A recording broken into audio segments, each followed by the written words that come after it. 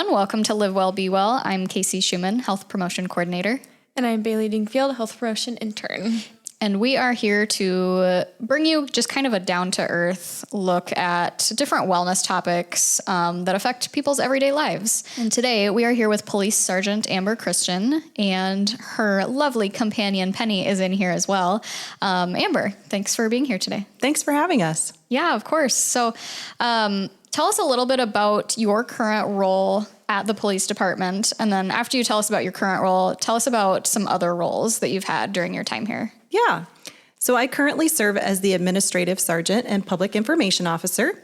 I also lead our crisis negotiations team, contribute to our peer support team, and teach applied suicide intervention skills training, or ASSIST.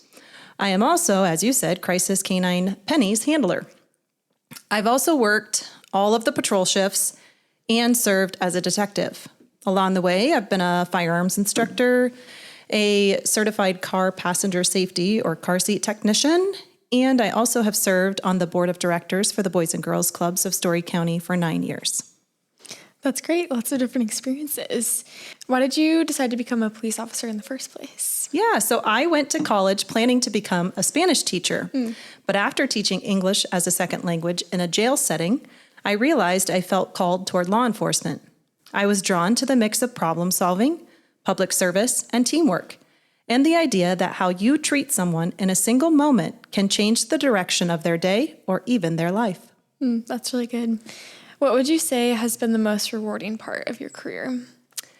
I would say the most rewarding moments are when someone is having one of the hardest days of their life and we're able to bring things down to a calmer place, whether that means connecting them to resources, helping them feel safe, or simply treating them with dignity when they feel like no one else is.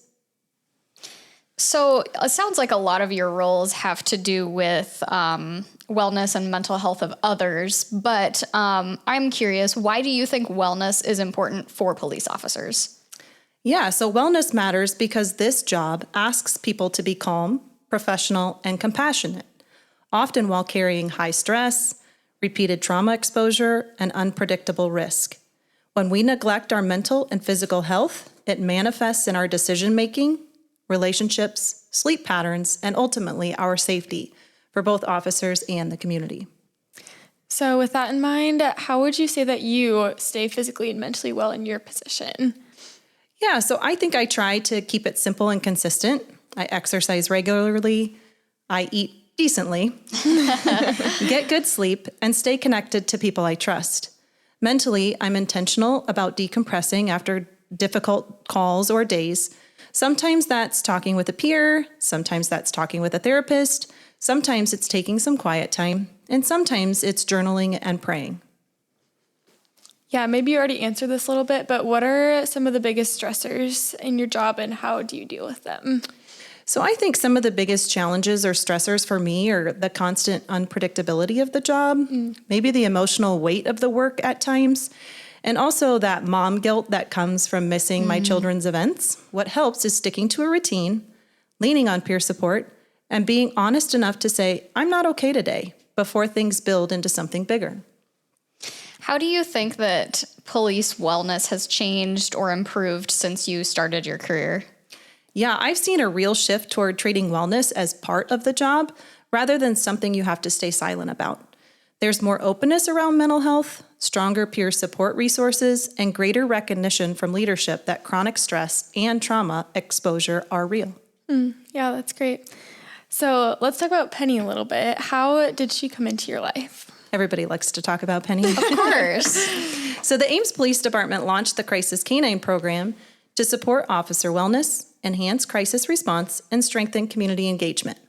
So recognizing the need for creative and innovative ways to care for both our officers and the community we serve, the program became a meaningful step forward. Penny was rescued by the Story County Animal Shelter in June of 2025. She was later adopted by Crisis Canines of the Midlands and offered to the Ames Police Department due to her local connection and her story of resilience. When my family and I met Penny, it was clear that she was the right fit, not only for us, but also as a valuable addition to the department. I just love that Penny's here. And I think when people meet her, they'll be shocked at how young she actually is. You mentioned 2025. Like, wow, she is so young and she's already done so much here, which is awesome.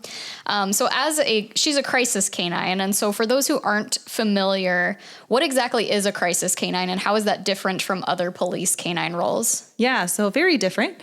So a crisis canine is not an enforcement dog.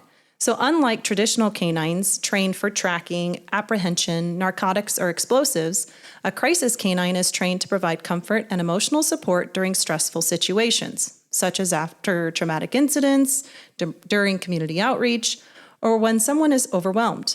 The goal is to help people regulate their emotions, feel safe, and be more open to talking and accepting help. Penny's primary role is to offer comfort and emotional support to officers, victims, and community members during and after traumatic events. So how would you say that Penny promotes well-being at the station? And do you feel like you've seen a change in department well-being since bringing her on? Yeah, so Penny naturally does her thing around the station. People stop for a moment to pet her, take a breath, and talk. Sometimes that's all it takes to reset. She also creates opportunities for conversations that might not happen otherwise, opening the door to talk about stress or burnout or what someone may be carrying. And I would say, yes, I have seen a little bit of change in the department, obviously. Penny has absolutely helped build stronger connections. She shared a positive presence, and even on tough days, she gives people a reason to smile or pause. While she doesn't replace professional support, she reinforces and strengthens the overall culture. I know just in other conversations with you, you've mentioned that she just somehow kind of knows. She'll just kind of walk up to people if she can sense that they need a little love, and just she kind of lays down in front of them. And I just think that's amazing. Thank you. So now we talked about the station. What do you think, or how do you think Penny promotes well-being within the community? Yeah, so in the community, Penny helps build trust. She makes officers more approachable, especially for kids or those who may feel nervous initiating contact.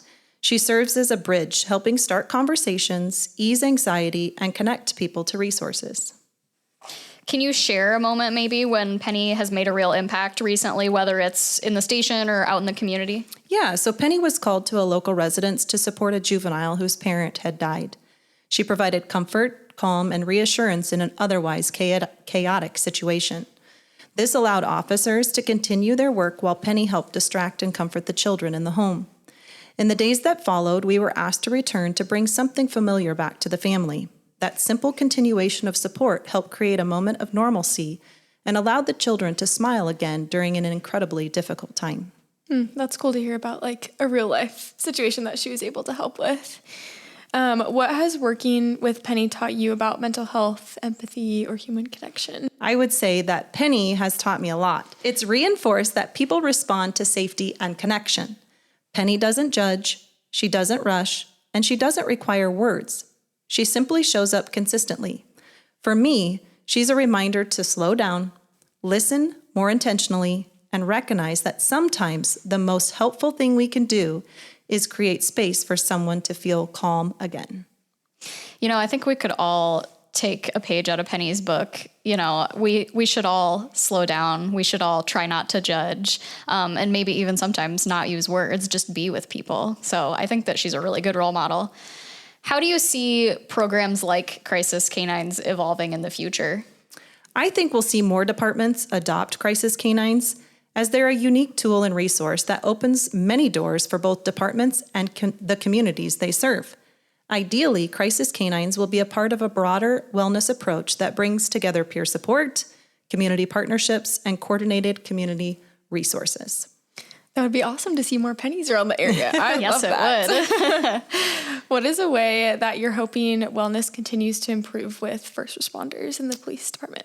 Yes, I'd like to see wellness treated like readiness, something we train for and support continuously, not just after a crisis. That includes normalizing mental health challenges, protecting sleep and recovery whenever possible, and making it easy to access support without stigma. So let's talk, fun for a second. Are there any funny or memorable moments with Penny that you want to share with us? Well, there's probably a lot, but I would say that Penny has earned the nickname Trash Panda at the department because she will happily sniff every trash can she can find around the station. Does she eat anything out of them, though? Not if I tell her to leave it. That's good. That's good. Well, again, Amber, thank you so much for being here. I think this is a topic that we'll just continue to hear more and more about. And so I appreciate you coming on here and sharing your expertise in this area. Well, thanks for having us. Of course. So that's what we have for you today. If you have any ideas of topics that you would like to hear from us on, feel free to send us an email or reach out to us on social media. Until next time, take care of yourselves and each other.